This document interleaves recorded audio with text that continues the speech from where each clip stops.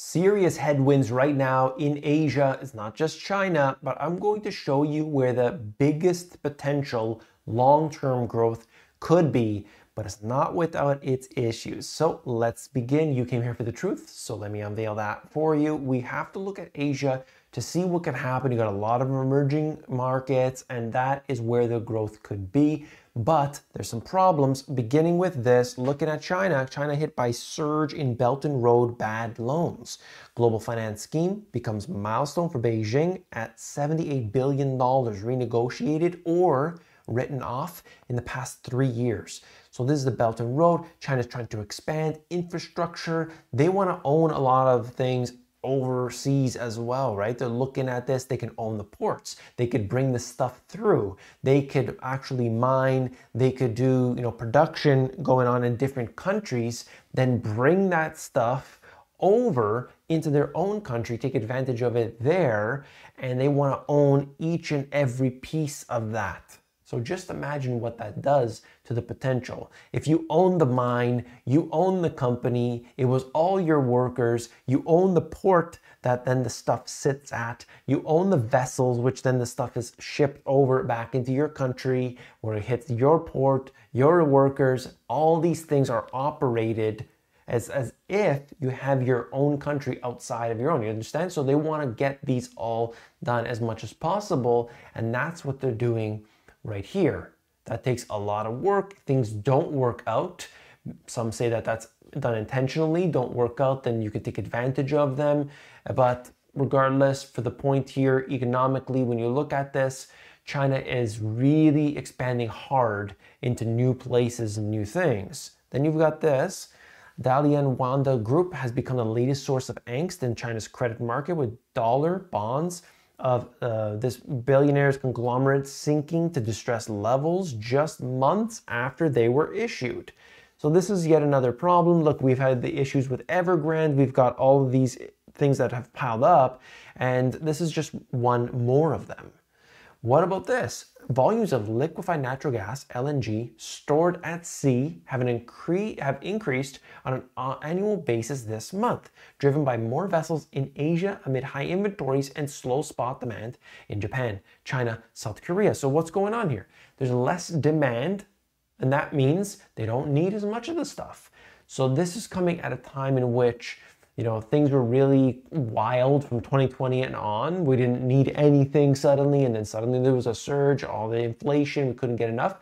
And now we're having perhaps a bit of a slowdown. So I'm going to show you more details on this, various different angles. What I do in this channel is I try to give you one topic, like for instance, Asia, and then show you all the different angles that are happening. And I think it's really, really key to look at this, because you don't want just one view and one explanation. I could take one fact and just stretch it out to 10 minutes. No, we want to know as much as we can. Chinese state oil giants and major private refiners are sweeping up more Russian crude. Remember? We're going to sanction Russia. We're going to punish them. Oh, wait a minute. Now they're selling more oil than they were before. That's wild. Supporting prices and forcing smaller independents to seek out cheap alternatives such as Iranian oil. So that's what's happening right now. You could see odd things are occurring, but that's what's going on for China, for Russia, and for oil. This, in a sense, has benefited Iran in somewhat, but when these companies are dealing with Iran, then they're going to be sanctioned. Okay, so maybe they're already sanctioned, but that's the way it goes. So you got to watch out. Why is Iran selling at a discount? It's because of all the sanctions. So they want to punish the country. That's the whole point. Now, this is related to India, and I bring India to you because it has a massive, I believe, beyond any other country, partially because of the fact that the population, now the biggest in the world, but for other factors as well, could be the potential biggest growth out of anywhere, okay? And one of the aspects, which we're talking about right here, is manufacturing. Another factor is that they're English speaking, and it is a democratic country.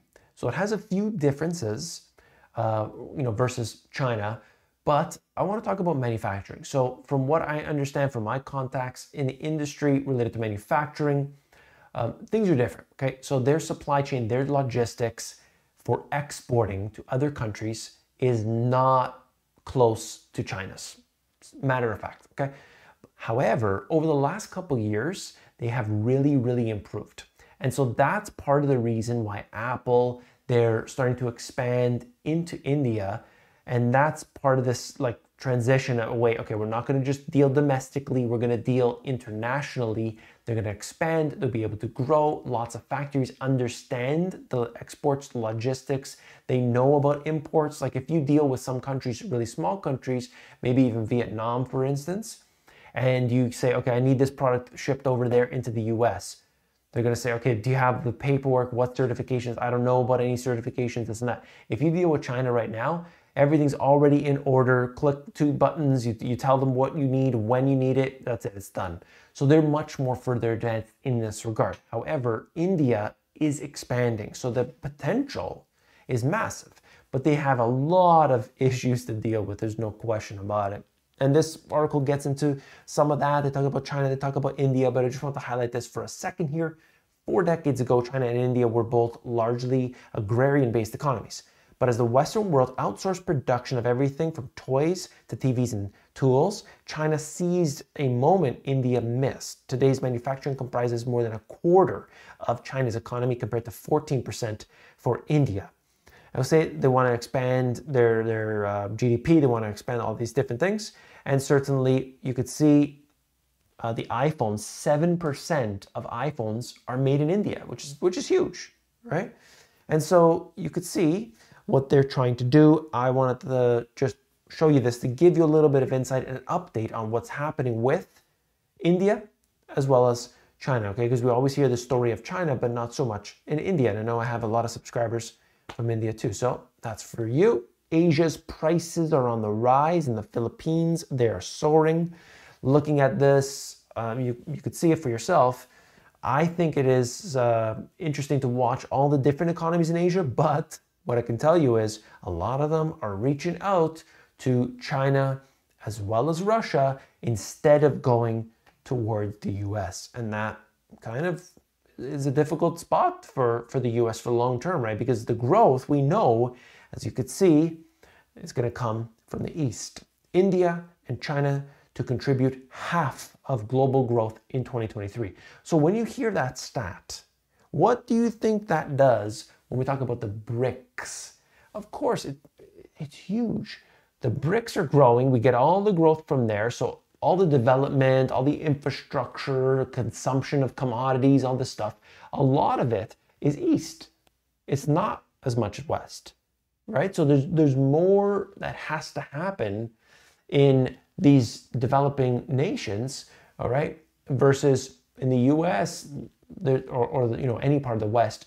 It's a different scenario, more mature economies. And in my opinion, you look at a lot of the infrastructure in some of these major cities and it's terrible, not to mention the violence and everything else. But that has to change. That really has to change. That's why you're seeing something like Dubai, which literally was a fishing village. Dubai was a fishing village. That's one city, but just taking that example, you could see how much it's grown in, like, you know, even let's say 30 years, 20 years. And you're talking about a brand new city from scratch. They could design it exactly how they want. And you're looking at it, you know, really some massive growth, investment coming from all over the world there. So you got to realize this, the way that things are happening. And who are the United Arab Emirates dealing with right now? Dealing with China, dealing with Asia, with Russia. Are they saying no to the US? No, not at all. But who are they reaching out to? It's Asia. Chinese consumers aren't going back to travel shopping, according to Procter & Gamble. This is big because it highlights the fact that Chinese do not have that same spending power, or at least they're being more conservative outside of their own country, and that hurts luxury. And they mentioned specifically LVMH as one that's kind of worried about this and concerned about this, and they started pulling people out of Hong Kong. What does that tell you? It's a very telltale sign that growth is slowing. So what do? Well, I'm going to get into that. So hang on here. The IMF said China will be the largest driver of global economic growth in the next 5 years. China will contribute 22.6% of total world growth, while the US will contribute 11.3%. I mean, you got to think about that. Half of global growth will be concentrated in China, US, India, and Indonesia. Like, just that stat alone, when you hear BRICS, you gotta like shift your mentality. That's not some nonsense to ignore. This is big. Think about the just from a consumption standpoint. When we're talking about cement, when we're looking at copper, when we're seeing steel, any agricultural commodities, all these things, where do they get them from? You probably want, where do they get them from? Well, in a video that I did, I'll link to it at the end of this one, I literally tell you about these things, about where to look for different countries and how to profit from that. If you're interested, stick to the end, and I'm gonna link to that, okay? So you gotta realize this, that these countries here, half of the global growth is coming from these few countries. We better pay attention and look at the moves they're making. And if you're an investor, watch very carefully to what they do. Very important stuff. China pumps $25 billion into funds to banks while keeping key rate on hold. So this is yet another injection. They want to stimulate at this time while the others are contracting, like the Federal Reserve. I talked about this before and said, just to give you a little bit of a sort of an update on that. And seems like same conditions. China loosening, US tightening. Okay. Philippine Central Bank closely monitoring the peso for possible spillover impact on inflation amid recent global banking stresses after the currency slid more than 4-month lows this week. So you see this right now. A lot of these emerging markets are just getting kicked in the teeth right now. And so when the dollar strengthens or it's strong, you see these other currencies that actually impacts everybody around. Okay, and there's more that I have, but I think for the time being, this is important to realize. Look at the global growth, look at where it's coming from. You have China and India being definitely there, with India, I think, having much more potential, but a lot of different hurdles and obstacles along the way. But you can see overall, I would highlight, don't discount what's going on with the BRICS and the power that they are going to take over these next few years. Okay, this is the video right here so that you can actually learn about where you got to invest and this growth story. What do I do with it? Well, watch this video. I'll see you there.